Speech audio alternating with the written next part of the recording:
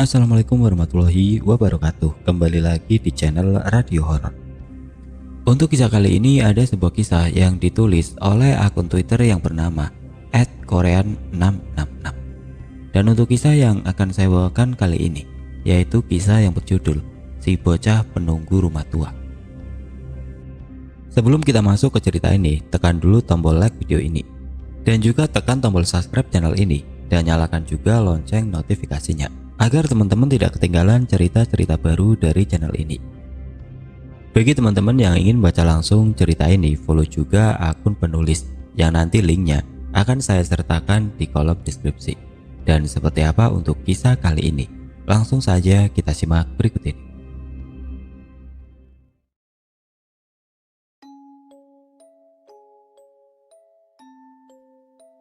Cerita ini berasal dari kakak aku, bukan kandung, kakak ketemu gede.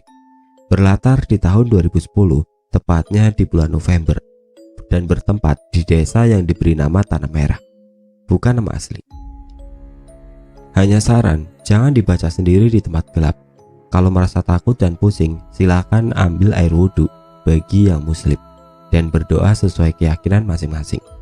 Lihat kembali sekeliling kalian. Mungkin saja ada anak kecil yang tersenyum nanar menatap kalian. Malam itu, Vero, kakakku, dan suaminya Tomo baru saja mengemas barang-barang yang akan dipindahkan di rumah baru mereka. Rumahnya tidak terlalu jauh dari rumah bapak dan ibu Vero, hanya berjarak 10 km saja. Singkat cerita, sampailah mereka di rumah barunya. Ya, mereka hanya berdua, karena memang beberapa barang besar sudah dipindahkan terlebih dahulu. "Mas, rumahnya bagus ya, murah pula tahunannya," kata Vero sumringah. "Alhamdulillah dek, rezeki anak iki," jawab Tomo tersenyum sembari mengelus-ngelus perut Vero yang membesar. Tomo pun membereskan beberapa barang yang masih berantakan dan Vero membereskan pakaian di lemari. Belum terjadi apa-apa, semua berjalan lancar. Waktu berjalan, jam menunjukkan pukul 11 malam dan mereka sudah tertidur. Bisa jadi karena lelah. Tiba-tiba saja Vero tersentak karena ada sesuatu yang jatuh di kakinya. Saat Vero melihat, ternyata hanya serpihan kayu. Vero melanjutkan tidurnya yang sempat terganggu.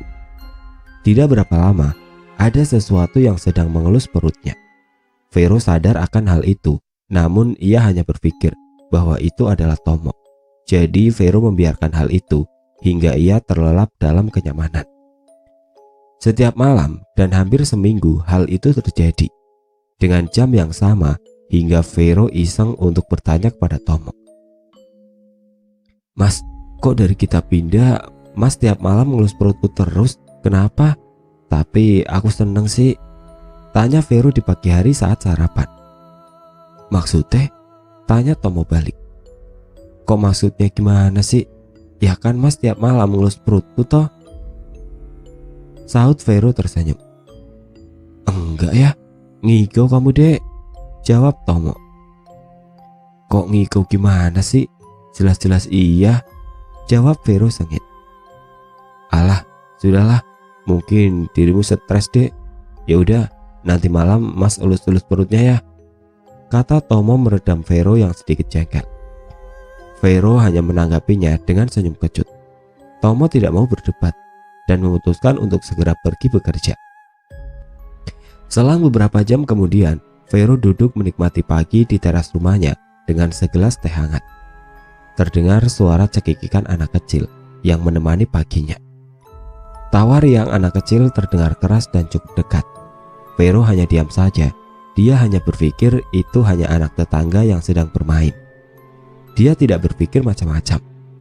Malah ia berhayal akan selucu apa anaknya nanti.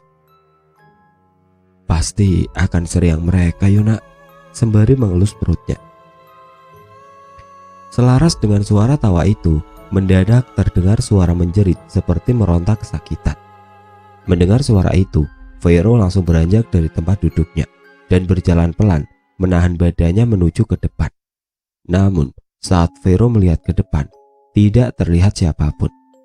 Bahkan orang lewat pun tidak ada. Hanya angin yang berhembus kala itu Vero masih mencoba skeptis saat itu. Hingga matanya terpaku pada satu anak kecil yang berada di depan rumah dan tersenyum ramah menatap Vero. Melihat itu, Vero mendekati anak itu dan bertanya, "Nyari siapa, Dek? Kok sendirian?" tanya Vero. Anak kecil itu hanya mengangguk dan masih tersenyum. "Dia anak perempuan." "Namanya siapa?" tanya Vero lagi. "Ayu," jawab anak kecil itu masih tetap tersenyum kepada Vero. "Rumahnya di mana?" tanya Vero. Anak kecil yang bernama Ayu itu hanya diam dan menunjuk ke arah barat, tepatnya ke arah belakang rumah Vero. Vero menyuruh anak tersebut untuk masuk ke dalam rumahnya dan berniat membuatkan segelas susu full cream untuk anak tersebut.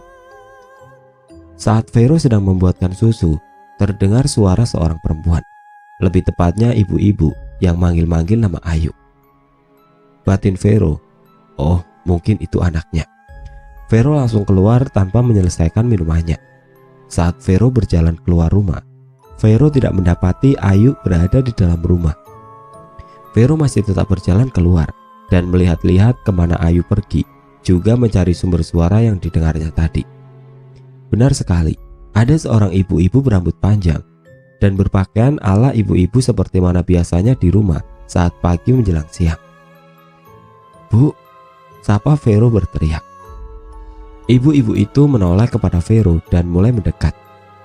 "Cari Ayu, Bu?" tanya Vero. "Iya. Ada nampak anaknya nggak ya?" tanya ibu tersebut dengan wajah yang terlihat cemas yang amat sangat, hingga menggambarkan raut wajah sedih. Vero saat itu mendadak merasa aneh dengan ekspresi wajah tersebut.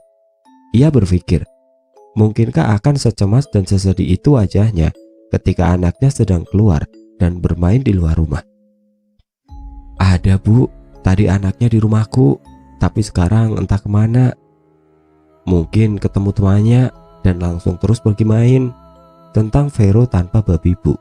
Ibu-ibu tersebut langsung pergi tanpa basa-basi sama sekali. Terima kasih atau salam pun tidak. Vero hanya diam menatap ibu tersebut, sampai akhirnya menjauh dari rumah Vero. "Oh, orang gila, nggak ada tata keramanya. Apa iya begini penduduk desa ini? Ah, gimana Indonesia mau rukun? Sama tetangga saja kelakuannya begitu," gumam Vero yang dari tadi menahan umpatannya agar tidak terdengar oleh ibu tersebut, dan lalu menutup pintu rumahnya. Vero kembali ke aktivitasnya sehari-hari. Setelah membereskan bagian rumah yang kotor, Vero mulai duduk bersandar dan menjulurkan kakinya atau selonjoran, dan mulai merajut benang perlahan-lahan. Tangannya bergelut dengan benang dan jarum rajut, sedang matanya menatap layar televisi. Beberapa jam kemudian, suara azan zuhur terdengar merdu di seluruh penjuru desa. Vero segera bergegas untuk mengambil air wudhu dan melaksanakan kewajibannya sebagai seorang muslim yang taat. Vero yang sudah selesai mengambil air wudhu segera melaksanakan sholat. Di pertengahan sholat, tepatnya pada rakaat ketiga, telinga Vero mendengar sesuatu yang mengganggu konsentrasinya. Suara anak kecil yang kembali tertawa, tapi kali ini suara itu berasal dari dapur, tidak jauh dari tempat Vero sholat. Suara itu tertawa dan terkadang terdengar langkah kaki berlari lalu lalang. Vero yang terganggu dengan hal itu mengumpat dalam hatinya meskipun ia sedang sholat. "Ini bocah siapa? Masuk gak keluar-nuan?" umpatnya dalam hati. Selepas ia selesai sholat, tanpa doa terlebih dahulu, Vero langsung beranjak dan melihat siapa sebenarnya yang masuk ke dalam rumahnya. Saat dilihat, Vero tidak menemukan siapapun. "Kok gak ada bocah? Anaknya siapa sebenarnya? Gak sopan banget," gumam Vero. Merasa bahwa dirinya sedang dikerjai oleh anak kecil, Vero mengunci semua pintunya dan masuk ke dalam kamar, lalu mencoba untuk tidur. Saat setelah Vero terlelap, ia kembali terganggu dengan suara berisik. Suara itu adalah suara ibu-ibu yang lagi-lagi menyebut nama Ayu. "Ah, itu siapa toh? Mekain telinga," umpat Vero. Tidak berapa lama pintu rumah diketuk oleh seseorang yang entah siapa. Vero kembali mengumpat karena merasa mengganggu tidur siangnya. Dengan wajah kesal, Vero beranjak dari tempat tidurnya dan membukakan pintu rumahnya. "Siapa ya?" tanya Vero kepada seorang bapak-bapak menggunakan peci hitam. "Oh, aku RT di sini, Mbak. Berhubung mbaknya baru pindah, harus didata, Mbak," terang bapak tersebut. Pembicaraan berlangsung seperti selayaknya seorang ketua RT di desa. Meminta data keluarga Vero agar bisa lebih aman berada di RT tersebut. Sampai pada basa-basi yang membuat Vero sedikit bingung dan berpikir keras. "Oh ya, Mbak, tadi ada lihat perempuan yang manggil nama Ayu nggak ya?" tanya Pak RT tersebut. "Oh iya, Pak, tadi ada 2 kali lewat rumah ini. Memangnya kenapa, Pak?" tanya Vero balik. "Nggak disuruh masuk rumah kan, Mbak?" kata Pak RT, seolah ada yang akan disampaikan lagi. Vero hanya menggelengkan kepala, menyatakan jawaban tidak. "Oh syukurlah, ya hati-hati saja, Mbak. Kalau dia lewat lagi, jangan dipanggil, apalagi disuruh masuk. Orangnya secanting kurang." Peribahasa mengungkapkan bahwa orang tersebut gila. Terang Pak RT membuat Vero mendelik kaget. "Terus Ayu itu siapa, Pak?" tanya Vero menyelidik. "Oh, itu anaknya. Yang penting hati-hati, apalagi mbaknya masih mengandung. Dijaga ya, aku mau keliling dulu," kata Pak RT itu sembari beranjak dari kursi lalu pamit. Vero merasa tidak puas dengan penjelasan Pak RT tadi. Tapi apa dikata, orangnya harus bertugas. Mungkin lain waktu lagi Vero bisa bertanya. Vero kembali mencoba untuk tidur lagi. Meskipun terkadang suara ibu-ibu yang memanggil nama Ayu itu tadi sering mengganggu. Sore berganti malam. Tomo sudah pulang sedari 4 jam yang lalu. Obrolan romantis dari sore menghiasi bahtera rumah tangga mereka. Hingga adzan demi adzan berkumandang, mereka tidak lupa untuk sholat berjamaah bersama. Lagi, Vero kembali mendengar suara anak kecil itu pada rakaat ketiga. Tomo pun demikian. Ia sadar bahwa sebenarnya ada yang tidak nyata sedang berada di rumahnya. Namun Tomo pandai untuk membuat Vero tetap tenang dan membuat Vero tidak berpikir aneh. Sebenarnya hal itu dirasakan Tomo selama ia tinggal di rumah ini. Namun Vero baru merasakan siang tadi. Tomo bersiasat untuk kembali mengingat ucapan Vero pagi tadi tentang perut Vero yang dielus olehnya. Maka malam itu, sejak jam setengah 11, Vero sudah tertidur lelap. Dan Tomo sengaja untuk tidak tertidur dan memastikan apa yang sebenarnya terjadi. Benar saja, saat mata Tomo sedikit dipejamkan, samar-samar terlihat anak kecil yang masuk ke dalam kamar dan mendekati Vero. Lantas mengelus kembali perut Vero. Sosok menyerupai anak perempuan. Dengan tangan mungilnya, seolah sedang menantikan kehadiran adiknya sendiri lahir. Tomo tidak melakukan apa-apa. Ia hanya mengintip dari sela-sela pincingan matanya. Lama sekali anak tersebut berdiri dan mengelus perut Vero. Tomo yang geram dan terganggu mencoba untuk ikut mengelus perut Vero. Ya, serupa mengelabuhi anak kecil. Tomo pura-pura tidur. Hal yang tidak menyenangkan malah justru terjadi saat Tomo menyentuh perut Vero. Samar-samar terlihat anak perempuan itu memasang raut wajah yang marah. Seakan tidak terima, tanpa berbibu lagi, Tomo bangun dan melototi anak perempuan itu. "Pulang kamu, jangan ganggu anakku," kata Tomo dalam hatinya. Dengan mata melotot ke arah anak kecil tersebut. "Ini adikku," balas anak kecil itu, membalas melotot kepada Tomo dan lebih gahar daripada Tomo. Melihat perubahan wajah anak itu, Tomo sedikit beringsut mundur. Malam berlalu. Setelah anak kecil tersebut membantah ucapan Tomo dan langsung menghilang. Hari ini Tomo sengaja untuk tidak pergi bekerja. Ada yang harus ia ketahui. Siapa perempuan kecil itu? "Dek, main tempat ibu hari ini yuk," ajak Tomo. "Wah, ayo mas." "Aku ya kangen sama ibu," jawab Vero sambil tersenyum girang. Tidak lama setelah sarapan, Vero membereskan beberapa pakaian untuk 2 hari. Ya, mereka pasti akan menginap dan itu adalah tujuan Tomo. Saat memasukkan beberapa pakaian ke dalam tas, Vero seakan melihat anak kecil yang sedang berdiri memperhatikan dia. Dan benar saja, Vero melihat Ayu berdiri di luar rumah, tepatnya di depan jendela kamar. Ayu, ngapa di sana, Dek? Masuk sini, kata Vero berbahasa basi menyapa Ayu. Namun, Ayu hanya berdiri lantas berlari pergi. Dasar anak kecil, gumam Vero. Ngomong sama siapa, Dek? Tanya Tomo. Itu loh Mas, si Ayu, anak tetangga sebelah. Dia sering kesini, tapi sayangnya ibunya agak gila. Terang Vero masih dalam keadaan bergemas. Tomo hanya diam saja, tidak berkomentar apapun. Mereka pun pergi dari rumah, tidak lupa pula mengunci pintu sebelum meninggalkan rumah. Tak sampai setengah jam, Vero dan Tomo sampai di rumah ibunya, tepatnya di rumah mertuanya Tomo. Seperti mana biasanya seorang anak yang datang ke rumah ibunya dan seorang menantu yang datang ke rumah mertuanya, berbincang-bincang seadanya dan tidak lupa pula makan. Hingga selepas melaksanakan sholat zuhur berjamaah, Tomo pamit untuk pergi ke rumah temannya. Singkat cerita, Tomo sampai di rumah temannya yang bernama Riko. Pembicaraan sudah dimulai dan minuman penghangat tubuh pun sudah melengkapi obrolan mereka. Gini kok, kayaknya kontrakanku agak gak beres loh, ujar Tomo. Gak beres gimana, Tom? Tanya Riko menyelidik. Ada anak kecilnya, jawab Tomo.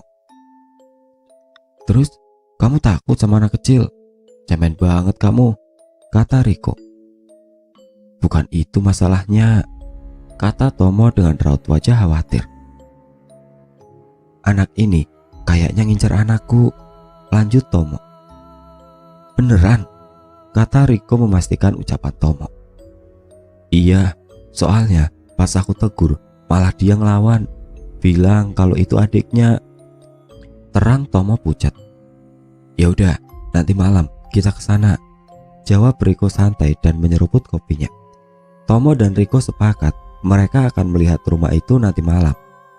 Hingga obrolan tidak penting menemani hari mereka sampai Tomo pulang. Malam harinya, Tomo sengaja pamit dari rumah mertua untuk pulang ke rumah karena ada sesuatu yang tertinggal. Ya, itu alibinya. Selepas sholat isya, Tomo menjemput Riko dan langsung tancap gas ke rumah Tomo. Selama perjalanan, tidak ada gangguan apapun. Karena masih terbilang sore pada saat itu, belum terlalu malam. Dedemit pun enggan untuk menampakkan dirinya. Kalaupun ada, Dedemitnya mungkin hanya iseng dengan orang yang penakut. Begitu kata Tomo dan Riko jika bergurau. Singkat cerita, sampailah Tomo dan Riko di rumah Tomo. Hawa dingin sudah menyelimuti suasana desa malam itu. Gelap dan pekat, embun yang serupa dengan asap tebal terlihat mengepul di kejauhan. Belum terlihat tanda-tanda adanya sosok menyeramkan saat itu. Tomo dan Riko langsung masuk ke dalam rumah dan membuat segelas kopi untuk mereka. Sembari menunggu kedatangan hal yang aneh, Tomo dan Riko menikmati kopi sambil menonton TV. Jam menunjukkan pukul 9:35. Disitulah hal aneh terjadi. Samar-samar terdengar suara anak kecil memanggil-manggil nama Dek. Karena suara TV yang cukup keras, Tomo dan Riko hanya berpikir itu adalah orang sebelah. Tapi semakin lama suara itu semakin kencang hingga cukup mengganggu acara TV yang masih seru. Riko yang geram dengan suara itu berdiri dan mencari ke sumber suara. Riko sudah berkeliling, ternyata tidak ditemukan siapapun. Saat Riko kembali ke ruang TV, matanya terpaku oleh sosok anak kecil berambut panjang dan menggunakan baju berwarna merah. Anak kecil itu tersenyum ramah, namun wajahnya pucat dan jelas itu bukan manusia tentunya. Tomo tidak menyadari hal itu karena sebenarnya perempuan kecil itu berada tepat di samping Tomo. Anak cantik, siapa namanya? Pulang ya, sapa Riko kepada anak kecil tersebut. Mendengar hal itu, Tomo langsung meloncat kaget separuh takut. "Cok, kue ngopoi?" sahut Tomo yang terkejut. "Itu anaknya," kata Riko dengan santai dan menunjuk ke tempat di arah Tomo duduk sebelumnya. Tomo spontan memukul kepala Riko. "Pantek, aku yang gak nampak bol," kata Tomo yang gemas. "Brengsek, mukulin kepala. Aku suruh ambil anakmu, ini bocahnya. Mau kamu?" sahut Riko ikut geram. "Ya udah, terserah mau diapakan, suruh pergi yang penting," jawab Tomo. "Anak cantik, pulang yuk, udah malam," kata Riko. Anak perempuan itu masih terdiam dan tersenyum ramah menatap Riko. "Weh, kok ngeri ya? Malah cuma senyum, Cok," kata Riko sedikit takut saat itu. "Apa maumu?" tanya Riko pada anak kecil yang tersenyum itu. Nahas, hanya tatapan senyum dingin dari anak perempuan itu yang menjadi jawaban dari pertanyaan Riko. Entah apa maksud dari senyuman itu, Riko bingung dengan keadaan malam itu. Harus bagaimana dia bisa berinteraksi dengan anak kecil itu. "Apa maumu? Aku tanya," tanya Riko lagi. "Aku cuma minta adikku," jawab anak kecil itu. "Gak bisa, itu bukan adikmu, pulang sana," ujar Riko membentak anak kecil itu. Semula wajah anak kecil yang mekar dengan senyum dingin kini berubah menjadi wajah yang seolah kejam dan marah. Wajahnya berubah seolah bukan lagi dirinya. Anak kecil itu kini menatap Riko dengan tatapan penuh amarah. Benar, mendadak angin kencang yang entah datang dari mana berembus ke wajah Riko. Melihat hal itu, Tomo hanya bingung. "Cok, gimana ini? Aku gak bisa lihat," sahut Tomo yang sedari tadi bingung. "Yakin kamu mau lihat?" tanya Riko meyakinkan Tomo. "Yakinlah, ini tentang anakku, Cok," jawab Tomo yakin. "Ya udah," kata Tomo. Entah ajian apa yang disebut Riko, Tomo kini bisa melihat anak kecil itu. Ia tidak takut, bahkan terkejut pun tidak. Hanya amarah yang ada di dalam pikiran Tomo saat itu. Ditambah melihat wajah lucu yang sangat menyebalkan dari anak kecil itu. "Jadi kamu yang mengganggu istriku tadi pagi?" tanya Tomo dengan nada emosi. "Dia bawa adikku, aku harus ambil adikku," jawab anak kecil tersebut dengan nada emosi pula. "Gila apa? Adikmu? Demit gila," maki Tomo. Anak kecil itu hanya menatap marah Tomo dan Riko. Tidak ada yang bisa dilakukan. Lebih tepatnya, mereka bingung apa yang harus dilakukan. Tidak berapa lama kemudian, terdengar suara tangis dari anak itu. Malah nangis," sahut Riko mendengar suara anak kecil tersebut. Riko komat-kamit membaca beberapa mantra yang entah apa yang ia sebut. Selaras dengan itu, anak kecil tersebut pergi, menghilang secara perlahan. Tomo dan Riko kebingungan apa yang harus dilakukan. Justru malah Riko yang cemas akan terjadi sesuatu dengan Vero, bukan malah anaknya. "Aku malah takut anak kecil itu nyerang Vero," kata Riko. "Kok bisa gitu? Katanya anakku," jawab Tomo bingung. "Gini, anak kecil itu kan menganggap anakmu sebagai adiknya. Nah, sekarang adiknya itu ada di dalam perut istrimu. Apa yang enggak istrimu yang bahaya? Ya, keduanya juga bahaya. Tapi aku lebih ngeri ini kena di Vero," terang Riko. Tomo hanya terdiam sedih dan cemas memikirkan hal itu. Tomo dan Riko akhirnya pulang dengan hasil yang tidak memuaskan, bahkan tidak membuahkan hasil. Riko hanya menyarankan masalah ini dibantu oleh yang lebih pintar, seperti orang yang memang lebih tua ilmunya. Tapi siapa?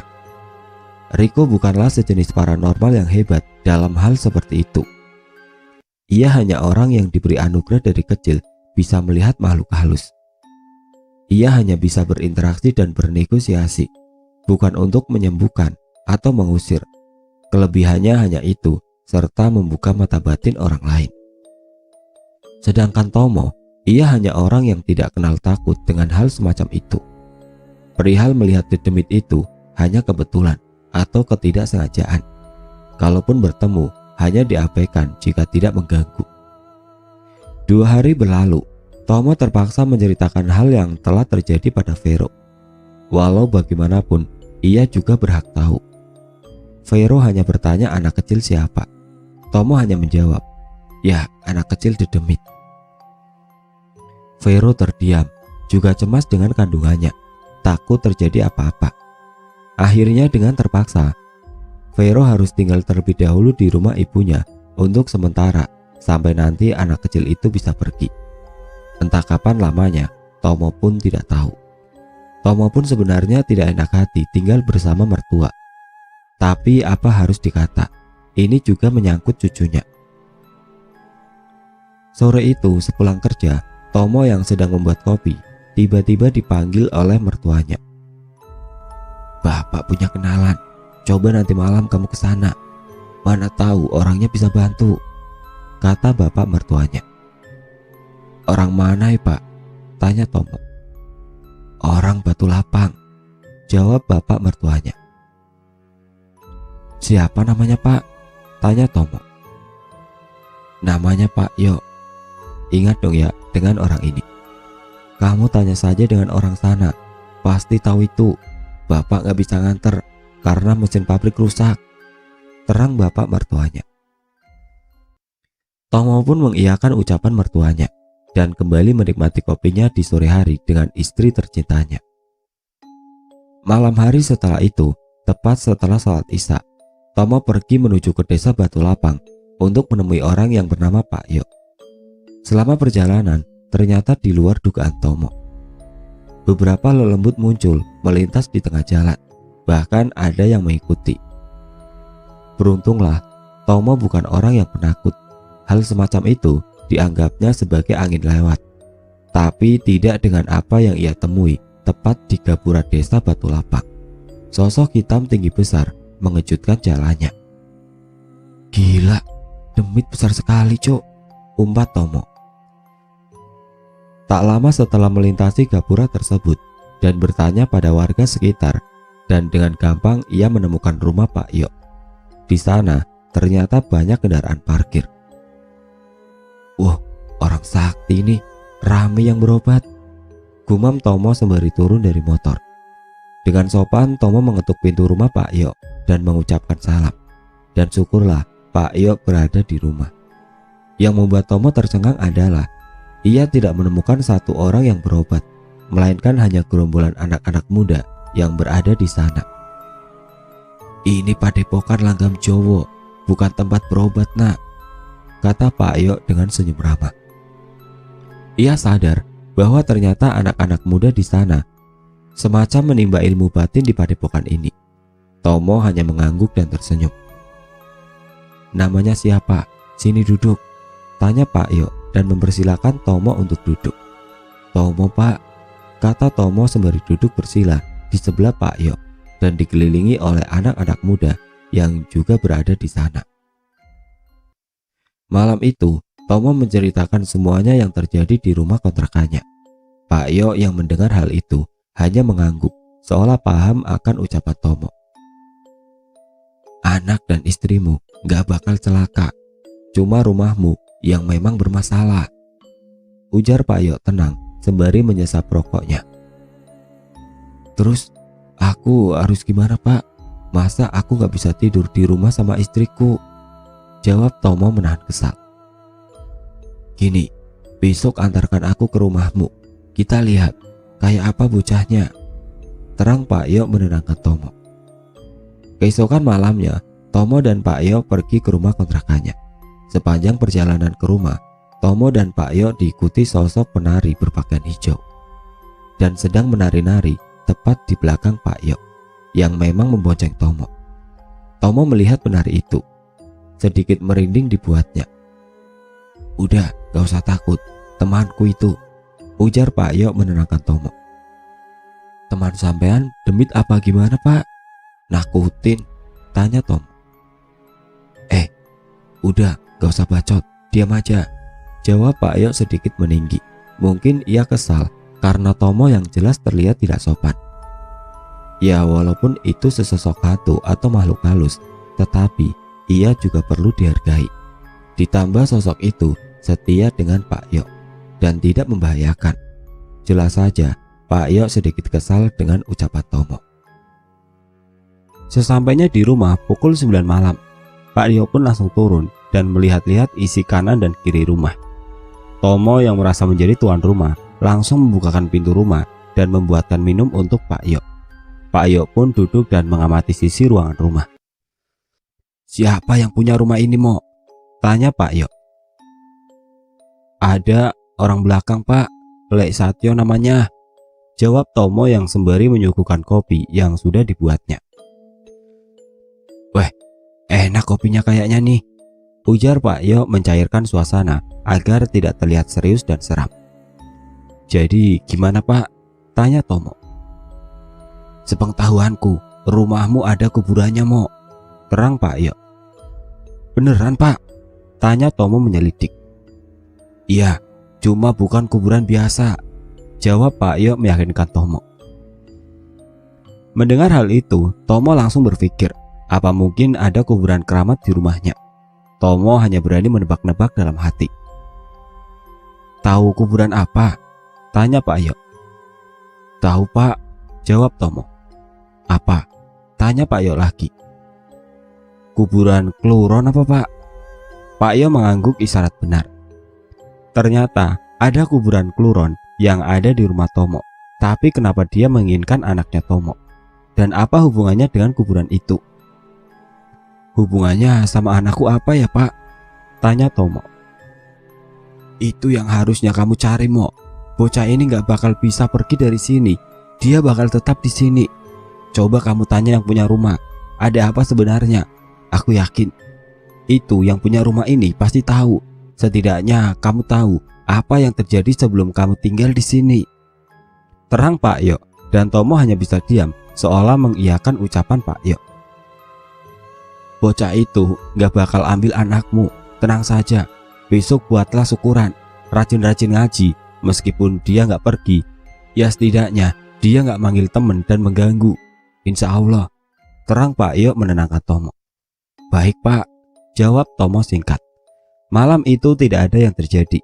Menurut penuturan Tomo yang diberitahu Pak Yok, bocah kecil itu tidak menampakkan diri karena takut dengan penari yang Pak Yok bawa.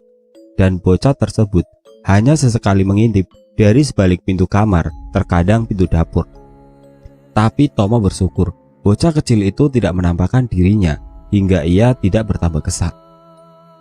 "Besok aku akan kembali. Kau ganggu anak istriku, ku makan kepalamu," ujar Tomo lirih sebelum mengunci pintunya. Ucapan itu Tomo tunjukkan untuk anak kecil yang mengganggu anak istrinya. Sedangkan Pak Yok sudah berada di tepi jalan menunggu Tomo menutup dan mengunci pintu sebelum mereka meninggalkan rumah itu.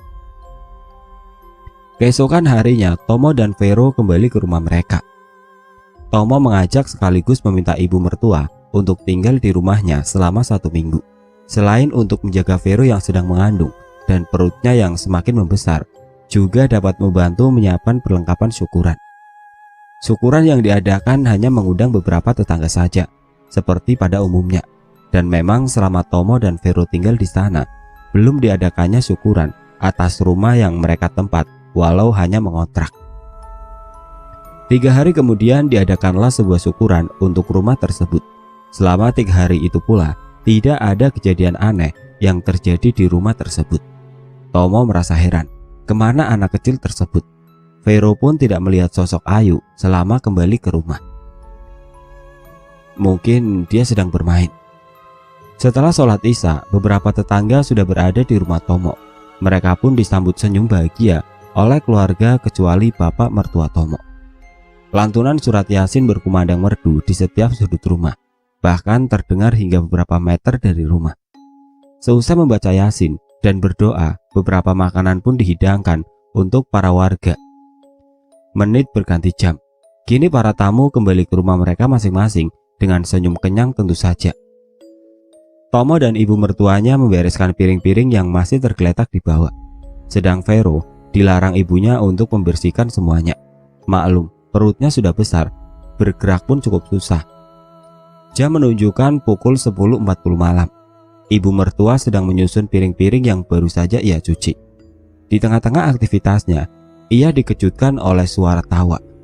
Siapa lagi kalau bukan tawa anak kecil. Siapa itu?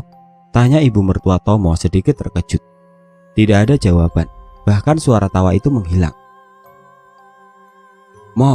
Tomo, kesini le. Lanjut ibu mertua memanggil Tomo. Gimana bu? Sahut Tomo. Itu anak siapa malam-malam cekikikan? Tanya ibu mertua. Sebut saja ibu mertua bernama Bucum. Anaknya orang sebelah paling bu, belum tidur paling. Sudah, ibu temani Vero saja, dia sendirian, ujar Tomo menenangkan Bucum. Sejujurnya Tomo tahu siapa itu, tapi tentu tidak mungkin untuk diucapkan yang sebenarnya. Meskipun Tomo sudah berkata sebelumnya bahwa rumahnya sedang tidak baik-baik saja. Bucum mengiyakan ucapan Tomo dan pergi menemani Vero yang sedang tertidur. Baru saja Bucum membuka pintu kamar, matanya dikejutkan oleh anak perempuan yang sedang asik mengelus-ngelus perut Vero. Sontak saja Bucum berlari menghampiri Tomo. Bocahnya balik. Mana bu? Tanya Tomo mendadak terlihat marah saat mendengar kata anak itu. Itu di dalam kamar, ujar Bucum. Tomo langsung berjalan cepat menuju kamar. Saat masuk kamar, tentu saja tidak ditemukan anak itu. Bu, tidur saja di sini, biar aku tidur di depan. Kalau ada apa-apa, cepat teriak aja, ucap Tomo. Entah dapat pikiran dari mana, Tomo berinisiatif untuk memanggil anak tersebut menggunakan boneka yang ia dapat di gudang. Tomo keluar membawa segelas susu dan boneka. Ia taruh tepat di kursi teras. Tomo tidak pergi, melainkan menunggu anak itu datang. Hal tersebut ia dapat dari menonton film sebenarnya. Mana tahu berhasil, begitulah katanya. Sudah, sekarang sini dek, aku gak bakal makan kepalamu, kata Tomo berujar kepada anak kecil tersebut dengan mengucap bismillah sebelumnya. Cukup lama Tomo menunggu kedatangan anak kecil itu. Namun sampai jam 11:30 pun tidak kunjung datang. Tidak, Tomo tidak menyerah. Ia membuat kopi ke belakang agar tidak terasa mengantuk dan dapat menunggu kehadiran anak itu. Saat ia kembali dengan kopinya, apa yang ia lihat sungguh membuat ia tambah jengkel. Susu yang memang dihidangkan untuk anak itu mendadak habis tidak bersisa. Kesinilah dek, jangan malu, panggil Tomo dengan nada lembut dan menyeruput kopinya. Mungkin bagi orang awam dan normal, yang dilakukan Tomo adalah hal yang tidak masuk akal. Tapi tidak ada salahnya dicoba bukan? Demi anak tercintanya. Benar, ia tidak sia-sia. Di ujung pandangannya terlihat sosok siluet kecil dari kejauhan, perlahan mendekat dan semakin dekat. Wajah nyaris saja terlihat sempurna dan benar, itu anak kecil perempuan yang ia tunggu. Siapa namamu? Tanya Tomo dan agak merinding. Namaku Ayu, kata anak kecil tersebut. Kenapa kamu ganggu istriku? Tanya Tomo. Aku gak pernah ganggu istrimu, aku cuma pengen lihat adikku, kata Ayu dengan nada dingin. Tomo kini takut dengan wajah Ayu yang berubah menjadi seperti marah, dingin dan seakan penuh kebencian. Tomo juga kesal dengan ucapan Ayu yang selalu menyebut adiknya. Banyak pertanyaan yang tersimpan di benak Tomo. Ada apa sebenarnya? Ayu hanya menatap Tomo dingin. Tomo hanya diam mengamati Ayu. Tidak lama setelah itu, ia tertawa, disusul dengan ucapan yang membuat Tomo semakin takut dengan suasana saat itu. Istrimu gak bakal aku bawa. Aku cuma minta adikku ikut dengan aku, kata Ayu. Gila, adik-adik dasmu, ini anakku. Sampai kau pegang anakku, ku bakar kau, kata Tomo kesal. Ayu hanya tertawa dan lantas menghilang dengan suara tawanya.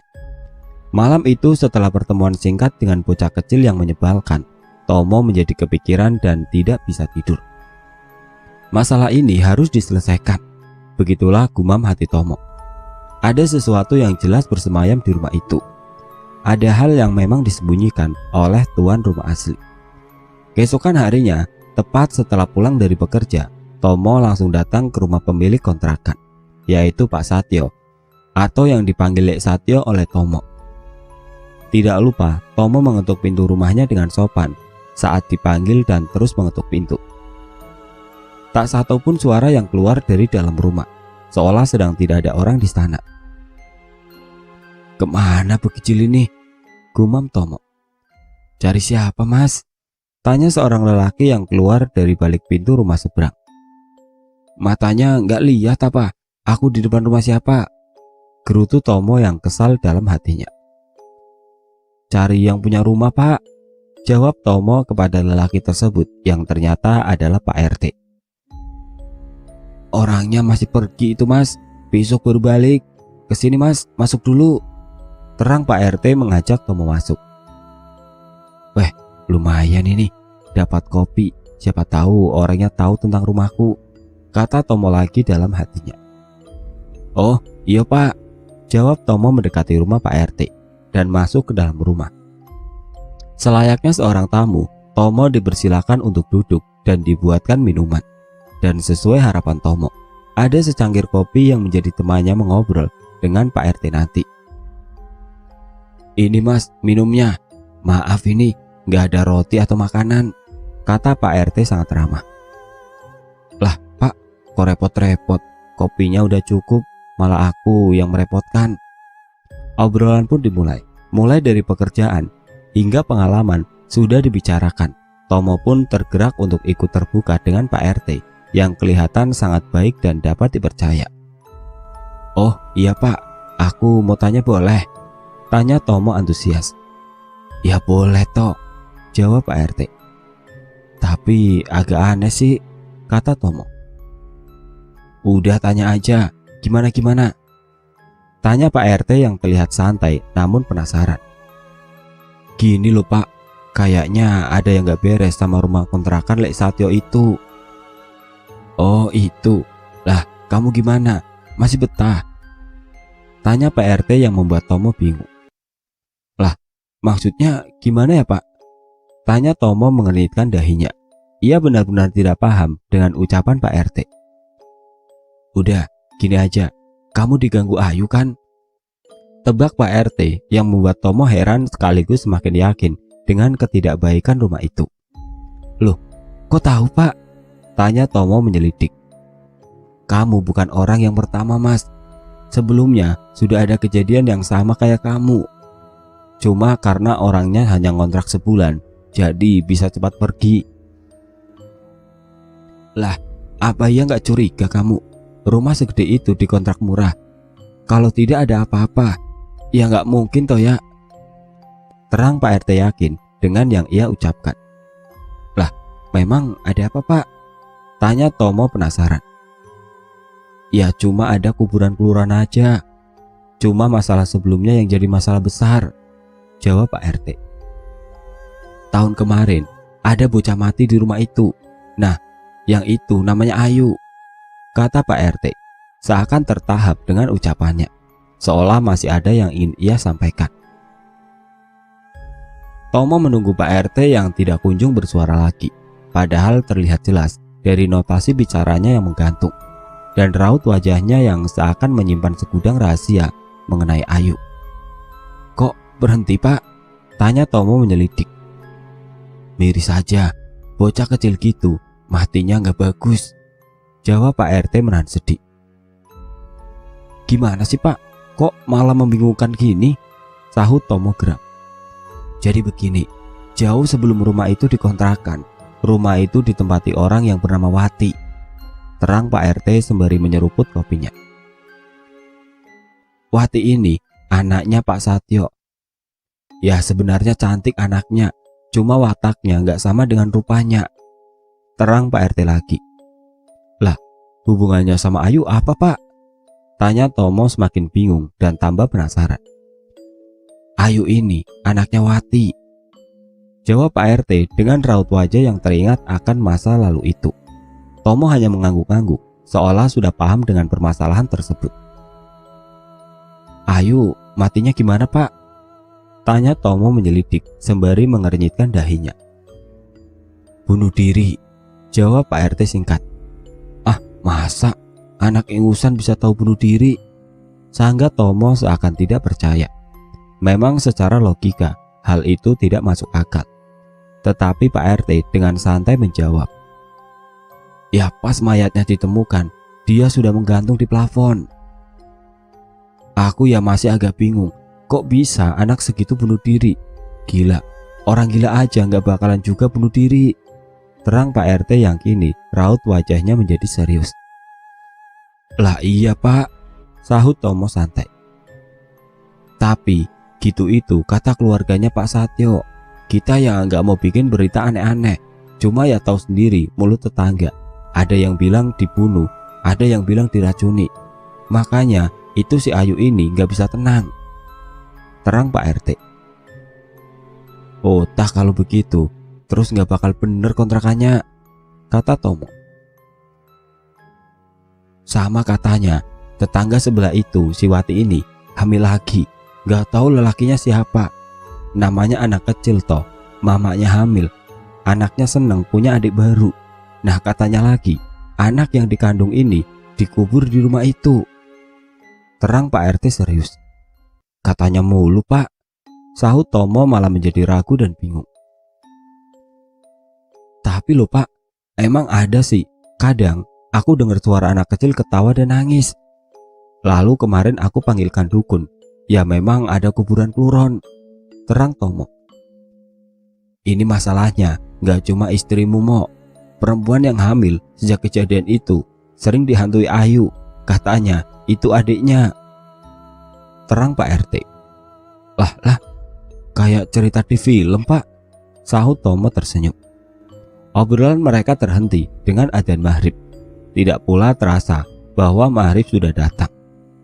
Tomo pun pamit dan meminta Pak RT untuk datang ke rumahnya selepas Isya agar dapat melanjutkan atau menemukan titik terang dari misteri bocah kecil ini. Kadang ketika kita membicarakan orang yang sudah mati, ia akan merasa dan datang.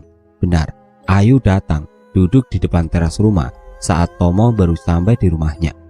Lantas tersenyum dingin dan menghilang perlahan-lahan. Tomo yang mengakui dirinya adalah pemberani, ia menjadi takut dan ngeri saat melihat senyum dingin dari sosok bocah kecil bernama Ayu ini. Raut wajahnya seakan menyimpan sesuatu, tapi Tomo hanya bisa menduga-duga tentang bocah ini. Adzan Isya berkumandang merdu di seluruh penjuru desa. Tomo dan Vero beserta ibu mertuanya melaksanakan sholat Isya berjamaah. Seperti biasa, seperti malam sebelumnya, setiap rakaat terakhir terdengar suara tawa anak kecil yang terdengar jelas seperti suara anak perempuan. Tomo dan Vero sudah menduga bahwa itu adalah Ayu yang selalu mengganggu setiap rakaat akhir. Namun beda dengan ibunya. Ia hanya menduga itu adalah anak tetangga yang belum tidur dan masih bercanda dengan saudara atau orang tuanya. Salam penutup telah terucap. Lantunan doa ikhlas terucap dari lisan Tomo. Lantas diaminkan oleh Vero dan ibu mertuanya. Selang beberapa saat setelah melaksanakan kewajibannya, Tomo duduk di depan TV dan Vero masuk ke dalam kamar yang ditemani oleh ibunya. Tak lama setelah itu, datanglah orang yang ditunggu. Pak RT datang dengan membawa bungkusan makanan. Cuma jajan, kata Pak RT yang sebelumnya sudah mengetuk pintu dan beri persilakan masuk oleh Tomo. Tomo pun ke belakang membuatkan kopi untuk Pak RT. Setelah kembali, Tomo mempersilahkan Pak RT untuk menikmati kopinya. Obrolan ringan dimulai hingga beberapa jam mereka berbicara ngalor ngidul, bercanda sesuka hatinya, tapi tetap tidak berusaha mengganggu yang sedang istirahat. Mereka pun kembali membahas pembicaraan mereka yang tadi sempat terjeda, yaitu mengenai Ayu. Saat nama itu disebut oleh Tomo, entah kenapa Tomo sendiri merasa suasana di rumah menjadi berubah secara mendadak. Seakan-akan dirinya sedang diperhatikan oleh banyak orang dan seakan menjadi pusat perhatian karena sebuah kesalahan. Belum ada yang berbicara setelah nama Ayu terucap. Hening seketika, begitu pula Pak RT. Wajahnya mendadak menjadi pucat ketakutan. Matanya menerawang ke setiap dinding dan sudut rumah, berusaha lagi mendapatkan sesuatu. Lebih tepatnya memastikan kalau tidak ada apa-apa. Saat mata mereka beradu pandang seolah film India, barulah keluar suara dari mulut Pak RT. "Kok tiba-tiba menakutkan ya, Mo?" kata Pak RT sembari memeluk tubuhnya sendiri. "Iya Pak, suasananya jadi ngeri. Jancuk, kok aku jadi penakut sih?" jawab Tomo juga sama sembari memeluk tubuhnya sendiri. Kembali tidak ada suara yang terdengar. Tidak ada sama sekali. Bahkan suara jangkrik pun tidak terdengar. Lantas kesunyian itu malah dipecahkan oleh suara tawa dan jeritan dari luar rumah. Tomo dan Pak RT terkejut mendengar hal itu. Buru-buru mereka beranjak dari tempat duduk dan melihat dari balik tirai jendela. Apa yang mereka dapat? Ternyata nihil. Namun suara tawa itu masih terdengar dan sangat mengganggu sekali. Kebetulan pula Vero dan ibunya sudah tertidur pulas. Suara berdesis dari luar rumah. Suaranya seolah mengisyaratkan mereka untuk diam. Padahal mereka tidak bersuara sama sekali. Hanya suara angin yang terdengar. Selaras dengan menghilangnya suara mendesis itu, pintu rumah mendadak terbuka dengan sendirinya. Perlahan namun pasti, pintu itu seakan terbuka dengan mulus dan perlahan terbuka semakin lebar. Sontak saja, melihat hal ganjil itu, Tomo dan Pak RT beradu pandang. "Mo, apa itu tadi, Mo?" tanya Pak RT yang gemeteran. Keringatnya sudah mulai keluar dari sela-sela pori kulit dahinya. Padahal malam itu sangat dingin sekali. "Gak tahu Pak," kata Tomo singkat. Mereka pun memutuskan untuk mendekati pintu dan memeriksa. Mungkin itu orang iseng, yang sepertinya tidak terlintas sama sekali di otak Tomo. Pikirannya hanya ada Ayu. Saat mata kedua lelaki tersebut menerawang kegelapan di depan pintu rumah dan berjalan pelan menuju teras, tidak disangka pintu rumah mendadak ditutup secara dibanting. Suaranya keras sekali. Tomo langsung bergegas menuju knop pintu. Heran dan aneh, pintu pun seperti dikunci tidak bisa dibuka. Tomo tidak berhenti mencoba membuka. Selaras dengan itu pula, suara jeritan keras seakan kesakitan terdengar keras dari dalam rumah. Dan Tomo kenal suara itu. Itu Vero. Tomo menjadi panik. Ia mencoba untuk mendobrak pintu rumahnya. Nihil, tidak membuahkan hasil. Tomo berlari menuju ke jendela kamar. Dek, ada apa? Kok teriak?" "Bukakan ini!" teriak Tomo dari luar. Syukurlah jendela bisa terbuka. Vero ada di depan Tomo saat ini, terisak tangis dan takut. Tomo langsung meloncat lewat jendela, memeluk tubuh sang istri. Apa yang terjadi? Ibu Vero berdiri sembari melotot menuju Vero dengan tatapan bengis.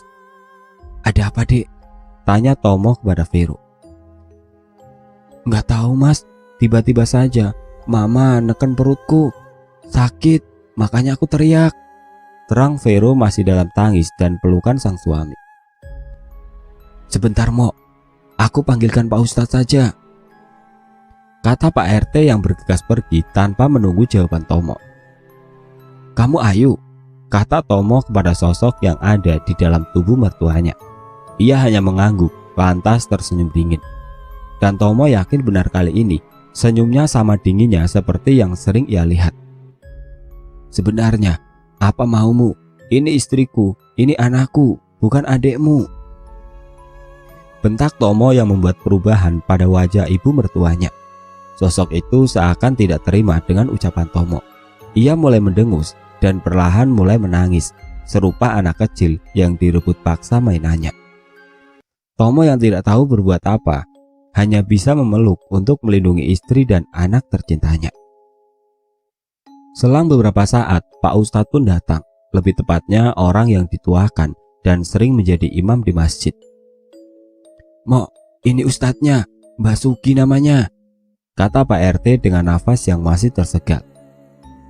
"Bawa keluar istrinya Mas," kata Mbah Sugi.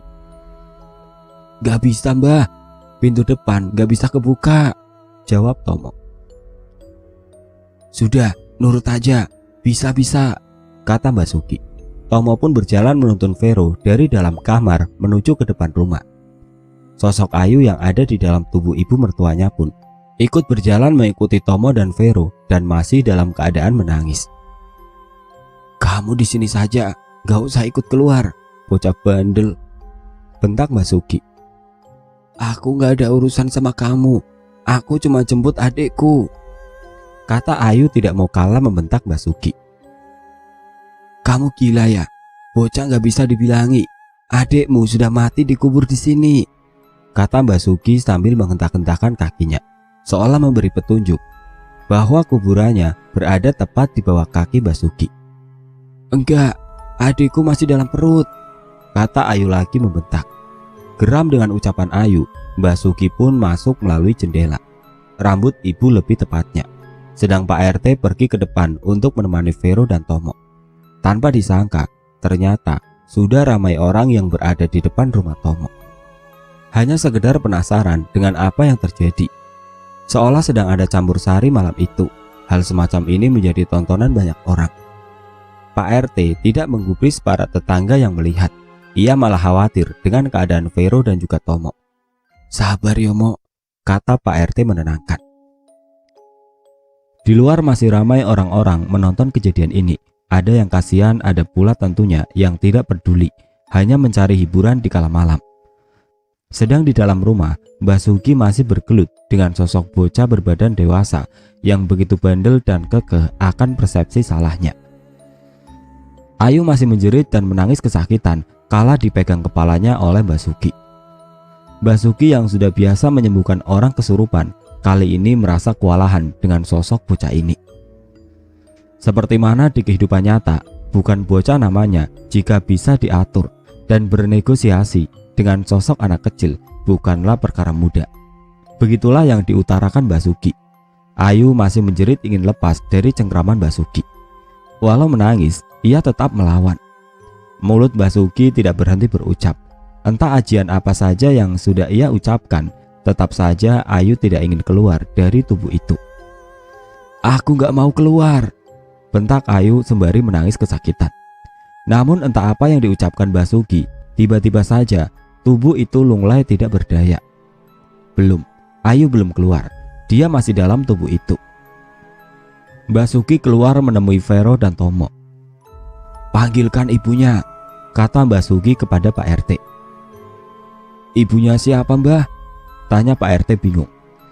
"Ibunya Ayu toleh," kata Mbak Suki.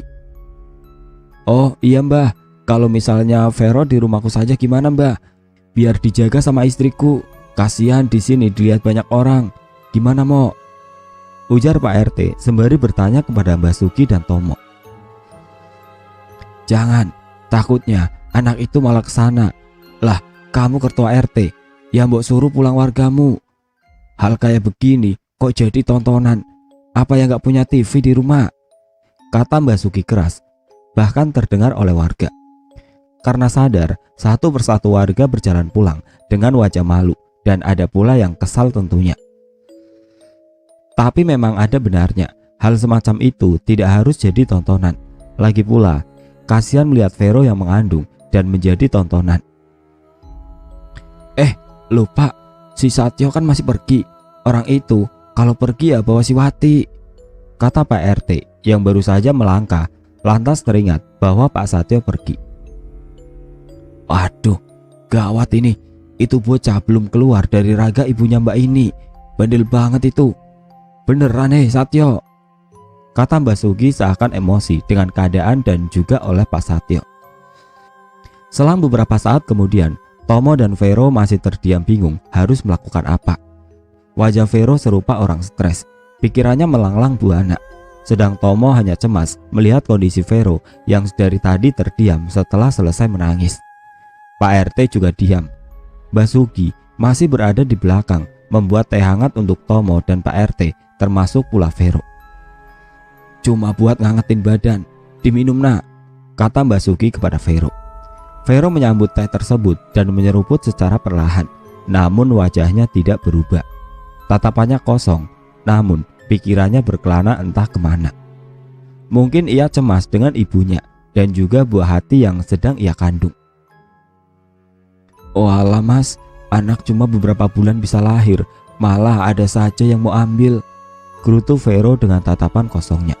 Tidak terasa air matanya mulai menetes pelan, berjalan di pipinya, melewati pori kulitnya, menggumpal di dagu, lantas perlahan menetes di perutnya. Sabar ya dek, ini tantangan buat kita biar kuat, kata Tomo menenangkan Vero, sekaligus menghapus air matanya. Iya nak, sabar. Bayimu aku yang jamin selamat, insya Allah, sahut Basuki juga menenangkan Vero. Vero hanya diam tidak menjawab, bahkan tidak pula merubah ekspresi wajahnya. Selang beberapa menit kemudian, suara tawa dari dalam kamar terdengar nyaring, dan itu Ayu. Sudah, Vero dan Tomo di sini saja. Kamu ikut aku, Teh, kata Basuki mengajak Pak RT untuk ikut melihat. Di dalam kamar, Ibu Jum alias Ayu yang berada di dalam tubuhnya berteriak marah dengan manusia yang berada di rumah itu. Hal yang membuat Basuki semakin geram adalah ketika Ayu tidak bisa dikendalikan, bahkan mengancam hal yang tidak jelas. Kalau kalian gak memberikan adikku, biar aku mati saja, kata Ayu sembari menangis dengan tatapan marah. Oh, bocah gendeng, kamu udah mati ya, bantah Basuki. Ayu masih menangis dan menjerit sampai memporak-porandakan isi kamar, berantakan sekali. Sudah, gini saja ya nak, nanti ibumu yang memulangkan adikmu. Sekarang diam, tenang, tidur ya, besok ibu jemput, kata Basuki, seolah memang sedang berbicara kepada seorang anak kecil yang berwujud. Lihat saja, besok malam sampai aku gak bisa bawa adikku. Lihat saja, kata Ayu membentak dan mengancam Basuki. Basuki hanya diam dan mendekati Ayu sembari membaca beberapa rapalan untuk mengembalikan Ibu Jum dari tidur paksanya. Iya benar, Ayu sudah pergi dari tubuh Bu Jum atau ibu mertua Tomo, namun belum sadarkan diri. Basuki dan Pak RT mengangkat tubuh Bu Jum ke atas ranjang, merebahkannya, lalu pergi menemui Tomo. Mo, ibu sudah baikan, sudah tidak apa-apa. Tapi kalau bisa, besok kerjanya pulang agak cepet ya, ada yang harus diurus. Vero malam ini tidur di rumahku saja, kita tunggu sampai ibumu bangun, baru pulang ke rumahku. Ya nak, ya, kata Basuki tenang dan senyum kepada kedua pasangan suami istri itu. Tidak lama kemudian, terdengar suara perempuan memanggil nama Vero. Ya, itu Bu Jum, memanggil nama Vero. Semua ikut ke dalam kamar, termasuk Basuki dan Pak RT. Ada apa ini nak? Tanya ibunya sembari mencoba duduk dan memegang kepalanya. Terlihat dari raut wajahnya serupa sedang menahan sakit. Kok kepala saya sakit ini? Tanya Bu Jum mengurut kepalanya sendiri. Gak apa-apa bu, gak ada apa-apa, jawab Vero tersenyum. Maaf bu, malam ini Anda dengan yang lain tidur saja di rumahku biar lebih aman, ya, kata Basuki tersenyum. Loh, lah, ada apa sebenarnya? Kok sampai tidur di tempat Anda? Sahut Bu Jum bingung, bertanya-tanya dengan semua. Ceritanya panjang bu. Sudah, besok pagi aku ceritakan. Sekarang, ayo pulang ke rumahku. Kasihan Veronya punya anak kecil, kata Basuki tenang. Vero dan yang lain pun menurut dengan perkataan Basuki. Mereka tidur di rumah Basuki untuk malam ini. Malam yang panjang bagi Vero dan Tomo tentu saja. Sesampainya di rumah Basuki, Vero dan yang lain kecuali Pak RT yang sudah kembali ke rumahnya sendiri dipersilahkan untuk tidur di kamar belakang khusus tamu. Sedang Tomo terpaksa harus tidur di kursi saat itu. Maaf ya nak, cuma bisa di kursi, gak apa-apa kan? Tapi di sini hangat kok, cuma keras saja, kata Basuki sembari memberikan selimut tebal kepada Tomo.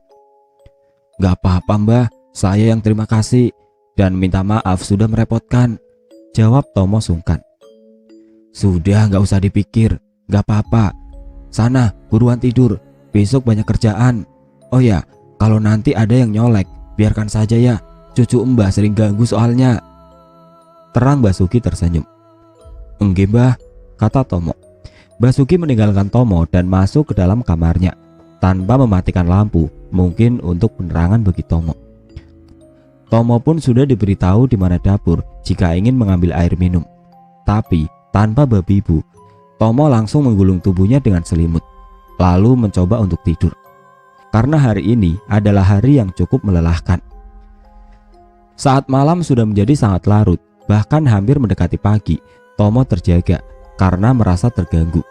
Beberapa kali kakinya dicolek entah oleh siapa. Karena merasa geram, akhirnya Tomo membuka matanya. Tepat saat ia membuka mata, Tomo melihat sosok anak kecil yang sedang bermain dengan jempol kaki Tomo. Ada 3 bocah yang sedang memainkan kaki Tomo. Wajah mereka semua pucat. "Tuyul ini pasti," gerutu Tomo dalam hatinya. "Dek, masih malam, aku mau tidur, pergi sana," kata Tomo dengan mata menyipit. Ketiga bocah itu tidak menggubris ucapan Tomo. Mereka hanya senyum-senyum menatap satu sama lain. "Walah, embulah," kata Tomo pasrah dan kembali tidur. Naas, saat akan menutup mata, ia dikejutkan dengan suara keras, semacam batu yang beradu dengan kayu, seakan ada yang melempar. Mendadak Tomo menjadi merinding. Suasana pun menjadi tidak enak malam itu, padahal ia sangat lelah. Keringat dinginnya mulai keluar, membasahi lehernya sendiri. Ketika suasana menjadi normal, barulah ia berani untuk menutup mata. Walaupun itu gagal, sosok pocong tiba-tiba saja menjatuhi tubuhnya. Ya, tepat di tubuhnya, pocong itu jatuh dari atas atap. Tidak tahu bagaimana ia sampai di rumah itu. Dan saat itulah Tomo melihat jelas bagaimana rupa dari wajah pocong itu. Kulit yang terkelupas, menghitam, dan mata melotot seakan ingin keluar. Bau busuk yang menyengat, bahkan hidung yang hanya bersisakan tulang. Ingin teriak tidak bisa, ingin bergerak pun susah. Dan kala sudah tidak kuat, disitulah Tomo tidak lagi mengingat apa-apa alias pingsan tidak sadarkan diri. Pagi harinya, Tomo dibangunkan oleh Mbak Sugi. Tomo terbangun, mencoba mengingat-ingat kejadian semalam, tapi seakan hilang dari kepalanya. Mungkinkah itu hanya mimpi atau arep-arep? Atau bahkan memang itu yang sebenarnya terjadi? Tak mau ambil pusing, Tomo pun bergegas untuk berbenah diri dan berangkat kerja. Vero dan ibunya masih tetap harus di rumah Mbak Sugi. Setidaknya di rumah itu lebih ramai daripada di rumah sendiri. Singkat cerita, siang itu tidak terjadi apa-apa, hanya angin lewat yang tidak beraturan. Hingga sore pun datang, bahkan belum bisa dikatakan sore, tepatnya sekitar jam 2:30. Tomo kembali dari kerja. Seperti yang dikatakan Mbak Sugi, ia harus pulang lebih awal. Sesampainya di rumah Mbak Sugi, Tomo dan Mbak Sugi sekaligus ditemani Pak RT pergi ke rumah Pak Satyo, pemilik rumah kontrakan yang ditempati Tomo dan Vero. Syukurlah Pak Satyo berada di rumah hari itu. Pintu diketuk, tak lupa mengucapkan salam sebelumnya. Pintu pun dibuka dan Pak Satyo menampakkan dirinya. Namun bukan senyum ramah yang Tomo dan yang lain dapat, melainkan wajah pucat karena kaget dan panik, seakan memang ada yang tidak benar dengan keluarga ini. "Gimana?" tanya Pak Satyo. "Anakmu di mana, Yo?" kata Mbak Sugi balik bertanya. "Ada itu di dalam." "Lah, apa dia mengganggu anak-anak lagi?" tanya Pak Satyo lagi. "Ini boleh masuk gak, Yo?" potong Pak RT. "Oh iya, sini masuk," kata Pak Satyo. Mereka pun masuk dan duduk di kursi tamu. Mata Tomo tidak habis berkeliling menatap isi rumah yang megah. "Gini, Yo, aku dengan yang lain kesini, ada yang harus diselesaikan. Cucumu, Ayu, gak siap-siap neror orang yang tinggal di rumahmu. Apa ia gak kasihan kamu dengan anakmu? Biarkan dia ketemu anaknya," terang Mbak Sugi. "Gak bisa, itu bukan cucuku. Aku gak pernah punya cucu. Anakku gak pernah menikah," bentak Pak Satyo. "Ya terserah sesukamu, mau ngomong apa.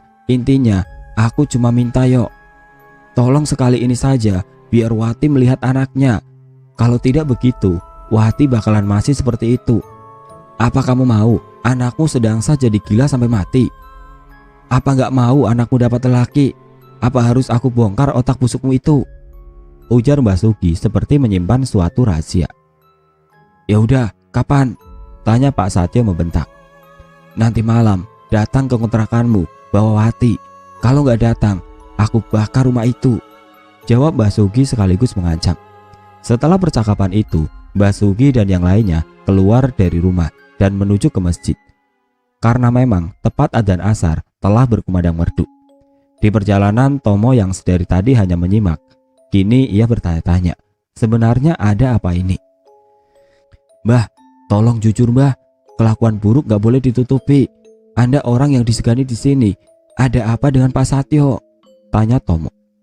Aduh nak, susah ini. Bukan masalah jelek atau tidaknya. Ini masalah bisa dikatakan aibnya Satyo. Cuma yang tahu ya cuma aku, kata Mbah Sugi menghela nafas panjang. Lah iya, kalau gitu Anda ya ikut andil dalam aibnya Satyo itu. Aku bukan nuduh Anda. Cuma kenapa ditutupi kalau memang itu membuat celaka orang lain, Mbah?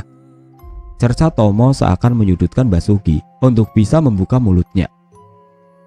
Ya sudah, kalau gitu, kalau memang kamu pengen tahu, yang membunuh Ayu itu Satyo. Yang membunuh adine Ayu iku aku. Mbah Sugi seakan menyesali perbuatannya. Loh, Mbah? Kata Pak RT terkejut, termasuk Tomo dengan ucapan Mbah Sugi. Bukannya bunuh diri? Lanjut Pak RT bertanya. Apa ya ada anak kecil punya pikiran untuk bunuh diri teh? Ujar Mbah Sugi. Sudah, sekarang ayo sholat. Nanti sampai rumah aku ceritakan dari awal kenapa itu sampai terjadi, terang Mbah Sugi. Sedangkan Tomo dan Pak RT terdiam mendengar pengakuan itu. Kenapa bisa sekejam itu? Orang yang seakan disucikan di desa tersebut adalah seorang pembunuh, bahkan pembunuh anak yang belum lahir. Jangankan untuk melawan, menangis dan berteriak pun belum saatnya. Tomo hanya diam dan berjalan. Setelah melaksanakan kewajiban sebagai seorang muslim yang taat, Mbah Sugi dan Tomo serta Pak RT kembali ke rumah Mbah Sugi untuk melanjutkan pembicaraan mereka yang sempat tertunda. Sesampainya di rumah, tak lupa Vero membuatkan kopi untuk ketiga orang tersebut, yang salah satunya adalah tuan rumah sendiri. Ya, itu juga atas inisiatif sebagai tamu saja. Percakapan berlanjut hingga kopi datang. Vero, bisa minta tolong? Tanya Mbah Sugi. Bisa Mbah, gimana? Tanya Vero balik. Kamu dengan ibumu kan belum makan. Aku ya sama. Boleh nggak kalau aku minta tolong beli bakso sana di simpang depan? Bawa saja motor Mbah, ajak sekalian ibumu, ujar Mbah Sugi. Sudah, biar aku saja Mbah, sahut Tomo. Namun seakan Mbah Sugi memberi isyarat tidak kepada Tomo. Aku ada perlu denganmu, malah pergi, kata Mbah Sugi. Ya sudah Mbah, kata Vero senyum. Ini uangnya. Aku bakso, kamu dan ibumu harus beli, berarti beli 5, kata Mbah Sugi sembari memberikan kunci motor sekaligus uang untuk membeli bakso. Secara tidak langsung, itu hanya alibi Mbah Sugi agar pembicaraan mereka tidak diketahui oleh Vero dan ibunya. Vero pun pergi ditemani oleh ibunya. Begini, jadi waktu itu, lanjut Mbah Sugi bercerita. Semua pasang telinga mendengarkan secara seksama. Ayu ini gak punya bapak. Lebih tepatnya itu, Wati hamil tanpa tahu siapa yang menghamilinya. Karena Watinya yang nakal, lahirlah Ayu tanpa bapak. Sebelum Ayu lahir, dibuatlah rumah yang kamu tempati itu, Mok, untuk menutupi aib keluarga. Tapi ya tetap tetangga tahu akan hal itu. Nah, setelah itu 5 tahun kalau nggak salah, Ayu sudah cukup besar saat itu. Ternyata Wati hamil lagi. Ya lagi, tanpa tahu siapa lelakinya. Ketahuan oleh Satyo ketika usia kandungan 5 bulanan. Kesetananlah Satyo nggak jelas, marah mengetahui hal itu. Karena Satyo bisa dibilang orang kaya di kampung ini. Jadi malulah kalau ada yang tahu. Tapi ya lagi, tetangga tetap tahu aib itu. Akhirnya Satyo minta kepadaku untuk menggugurkan kandungannya. Lebih tepatnya istriku yang membunuh anaknya si Wati. Si Ayu tahu kalau adiknya mati karena dikubur di belakang halaman. Lantaran Ayu tidak dianggap oleh Satyo sebagai cucu, dipukullah dia menggunakan cangkul yang digunakan untuk menggali kuburan itu. Matilah Ayu di situ. Tapi pintarnya Satyo, Ayu sengaja digantung. Yang sebelumnya lukanya dibersihkan agar tidak ada yang tahu bahwa sebenarnya Ayu dibunuh. Hebohlah satu desa. Ya kan, Teh? Terang Basuki bercerita panjang lebar. Pak RT dan Tomo menyimak dengan seksama, tanpa menyela satupun. Aku ya nyesel, sudah mengiyakan ucapan Satyo. Tapi namanya nyesel, ya pasti di akhir. Cuma matinya Ayu lah yang bisa tertutup sampai sekarang.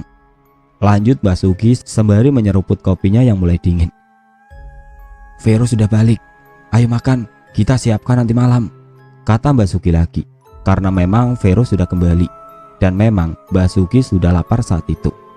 Mereka berlima makan bersama sembari menunggu kehadiran Malam untuk menyelesaikan masalah itu.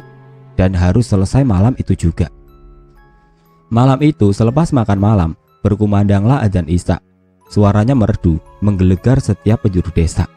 Basuki dan Tomo bergegas mengambil air wudhu dan sholat berjamaah di rumah, bersama dengan yang lainnya pula. Setelah kejadian malam itu, Tomo hanya kembali ke rumah, sekedar untuk mengambil pakaian dan mandi saja. Orang yang dulunya berani, kini sedikit takut dengan hal gaib semacamnya. Entah karena mengganggu atau apa. Yang jelas, Tomo tidak seberani sebelum tinggal di rumah itu. Setelah melaksanakan sholat dan tidak lupa memanjatkan doa, keselamatan bagi diri masing-masing, sekaligus kelancaran dalam menghadapi masalah nanti. Tomo dan Basuki, juga Vero pergi ke rumahnya. Sedangkan Bujum atau mertua Tomo sudah kembali ke rumahnya dijemput oleh suaminya. Perlahan-lahan mereka berjalan. Menimbang Vero juga membawa nyawa dan perutnya, Tomo menuntun dan merangkulnya, seakan takut jika istrinya tersandung oleh batu. Sesampainya di sana, Pak Satyo belum muncul, mungkin sebentar lagi. Vero tidak berani masuk ke dalam rumah, jiwanya seakan menolak untuk kembali tinggal di rumah itu. Sebenarnya sudah ikhlaskan saja, gimana sih Mas? Gak usah ditanggapi, kita keluar dari sini, biarkan saja uang hilang, yang penting anak kita tidak, kata Vero kesal dengan keadaan yang menimpanya. Lah ngapa, baru sekarang kamu mikirnya begitu nak, sudah telat ya, kata Basuki dengan matanya yang menyelidik ke dalam rumah. Pintu rumah sudah dibuka, lampu pun sudah menyala. Maksudnya telat? Tanya Vero menyelidik. Ya telat nak, Ayu sudah mengenali baumu. Kalau dari awal kalian terganggu terus pergi, ya nggak sampai begini jadinya. Sudah, tenangkan hatimu. Selesai ini, kamu aman, anakmu juga. Terang Basuki menenangkan Vero. Tomo hanya diam dan merangkul Vero. 1, 2, 3, boom. Ada sesuatu yang menggebrak benda di dalam rumah. Cukup keras. Tidak ada yang bersuara. Lagi-lagi dan lagi, barang-barang di rumah seakan saling beradu satu sama lain, hingga menghasilkan suara gaduh dari dalam. Basuki masuk ke dalam rumah dan memeriksa apa yang terjadi. Mana adikku? Bentak Ayu yang saat itu mendadak muncul di depan Basuki. Minta sama ibumu nak, sebentar lagi ibumu datang, jawab Basuki tenang. Perlahan Ayu menghilang dari tatapan Basuki. Bocah gendeng, sama kayak ibunya, gerutu Basuki lirik. Basuki kembali keluar menemui Tomo dan Vero yang saat itu sedang duduk di teras. Selang beberapa saat, Ayu muncul dengan suara menggelegar di telinga mereka bertiga. Aku nggak mau menunggu, kata Ayu dengan suara khasnya yang kecil, serupa bocah yang masih imut-imut. Tomo melihatnya, ia berdiri di ujung tembok. Raut wajahnya yang menggambarkan amarah yang tidak terkendali, dan senyumnya yang sangat membuat Tomo bergidik ngeri untuk terus menatapnya. Tidak lama kemudian setelah hal itu terjadi, datanglah Satyo bersama dengan anaknya Wati. Wati yang saat itu berpakaian ala ibu-ibu hamil dengan daster seadanya, ya serupa orang stres pada umumnya. Tapi kali ini ia tampil dengan wajah bersih. Seperti biasa, ia selalu menyebut nama Ayu, Ayu dan Ayu.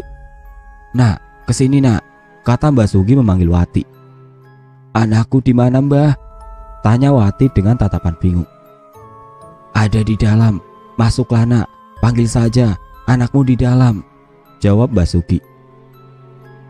Gimana kamu Yok, sudah siap? Tanya Mbak Sugi kepada Satyo.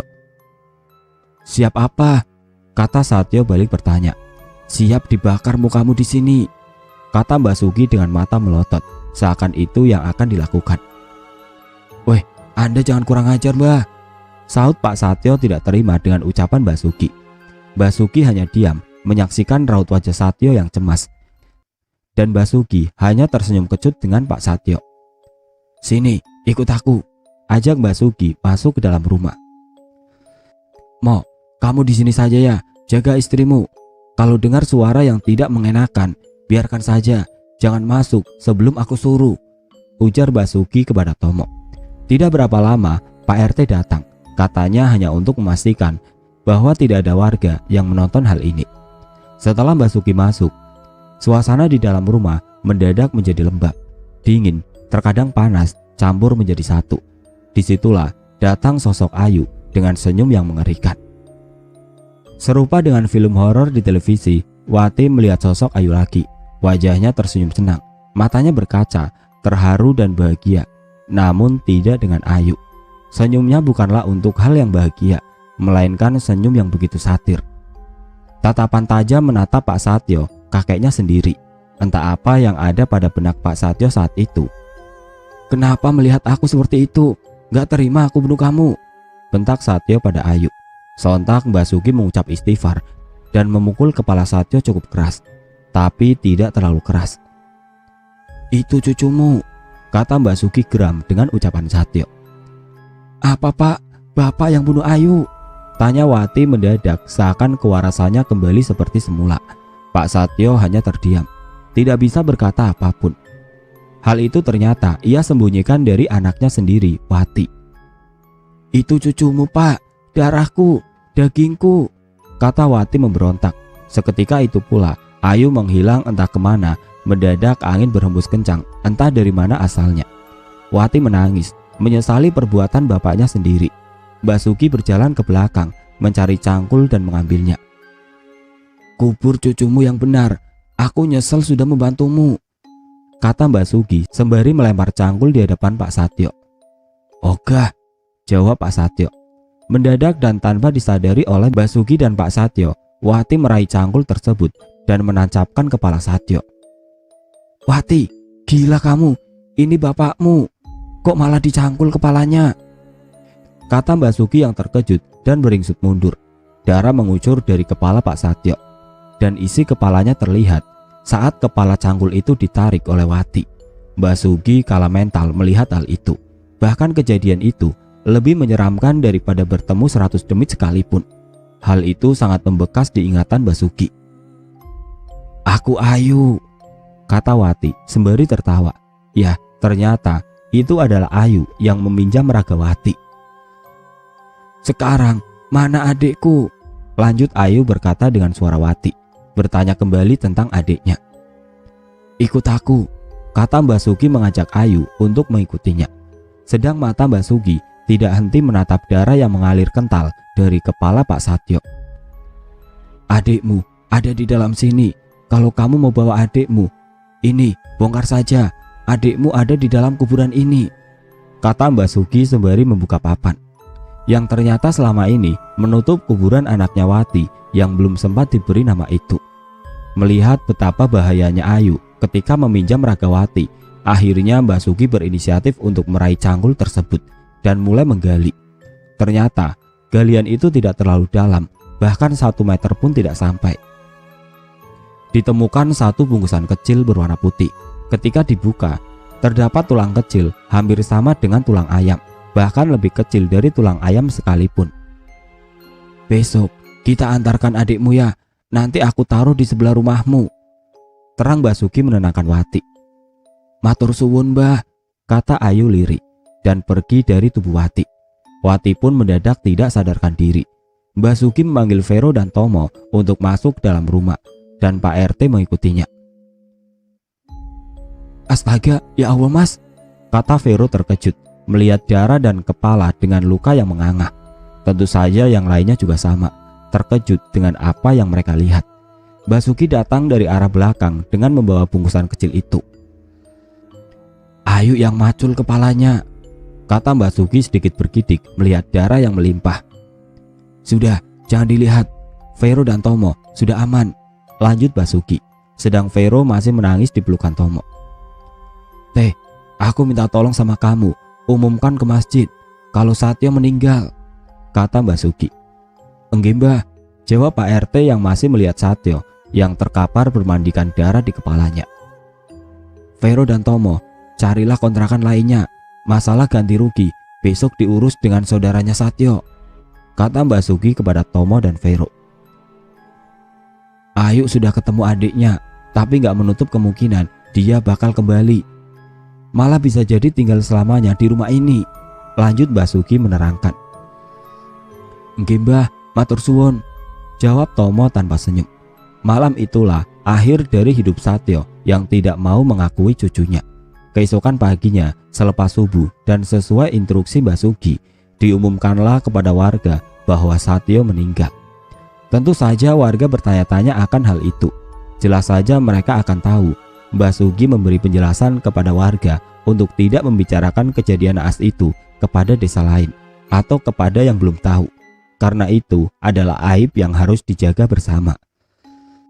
Sedangkan Wati, setelah penguburan jenazah bapaknya dan juga anaknya, Wati dibawa ke kota sebelah untuk dimasukkan ke dalam rumah sakit jiwa. Hingga sekarang Wati masih berada di kamar yang sama, di rumah sakit jiwa yang sama. Tidak banyak informasi yang dapat diambil dari Wati. Namun, setelah kejadian naas itu, rumah itu sengaja dibuat kosong. Hingga pada tahun 2014-an, rumah tersebut dibuat sebagai kantor distribusi. Ayu masih sering menampakkan diri dengan orang yang berada di sekitar rumah, tapi lebih kerap menampakkan diri kepada perempuan yang sedang hamil. Vero dan Tomo kini sudah memiliki rumah sendiri dan tidak lagi berada di desa tersebut. Bahkan mereka pindah ke kota sebelah. Sesekali Tomo sering melihat bayangan Ayu tersenyum. Sama saat ia melihat Ayu tersenyum seram kali pertamanya di teras rumah. Begitupun dengan Vero. Vero melahirkan anak tersebut dengan normal dan kini tumbuh menjadi anak yang lucu.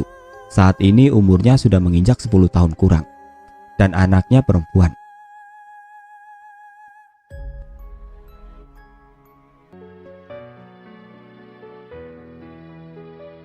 Dan seperti itulah akhir dari kisah ini. Jika ada hikmah atau pelajaran yang bisa diambil pada cerita ini, maka pelajarilah apa yang harus dipelajari. Buang jauh perkataan yang tidak baik. Bagi teman-teman yang baru bergabung, jangan lupa untuk like, komen, share, serta subscribe channel ini. Dan nantikan kisah-kisah horor berikutnya tetap di channel Radio Horor. Wassalamualaikum warahmatullahi wabarakatuh.